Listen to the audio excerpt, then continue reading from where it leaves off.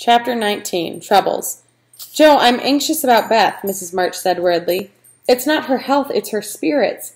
She sits alone a good deal, and when she sings, the songs are always sad ones. Now and then I see a look on her face that I don't understand." After sewing thoughtfully for a minute, Joe said, "I think it's because she's growing up. Beth's 18, but we don't realize it. We treat her like a child." Satisfied that was the reason for the change in Beth, Joe went back to her sewing. Then, one day, Joe saw Beth sitting at her favorite spot by the window. She was watching Laurie outside, and Joe saw a teardrop fall from her eye. "Mercy on me, Beth loves Laurie," Joe thought in shock. "I never dreamed of such a thing." Then Joe had a sudden thought. "I wonder if he loves her back. He must, I'll make him."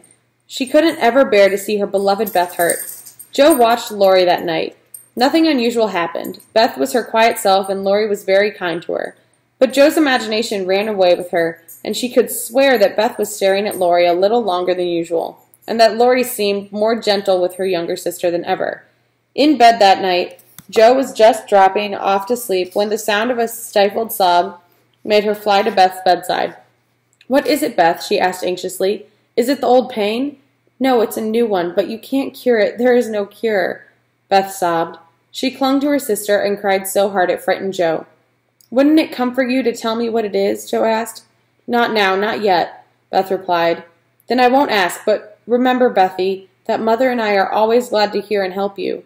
"I know, I'll tell you by and by." Cheek to cheek they fell asleep, and the next day Beth felt a little better. A few days later, Joe told her mother she wanted to go away for the winter. She needed a change and felt restless and anxious. She thought she might go to New York and stay with her mother's friend, Mrs. Kirk, who was looking for someone to teach her children. "What about your writing?" Mrs. March asked. "All the better for a change," Joe replied. Then the color rose in her cheeks, and she added, "It might be vain and wrong of me to say it, but I'm afraid Laurie is getting too fond of me." "Then you don't care for him in the way he cares for you?" "Mercy, no. I love the dear boy, as I always have, and I am very proud of him, but as for anything more, it's out of the question." "Are you sure he feels this way about you?" Mrs. March asked. "I'm afraid so," Joe replied. "He hasn't said anything, but he looks a great deal. I think I had better go away before it comes to anything." "Beth must think I'm going to New York to please myself," Joe added, "for I can't tell all this about Laurie to her.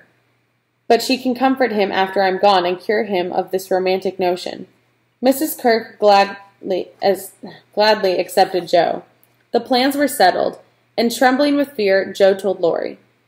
He took the news very quietly, and Joe was relieved.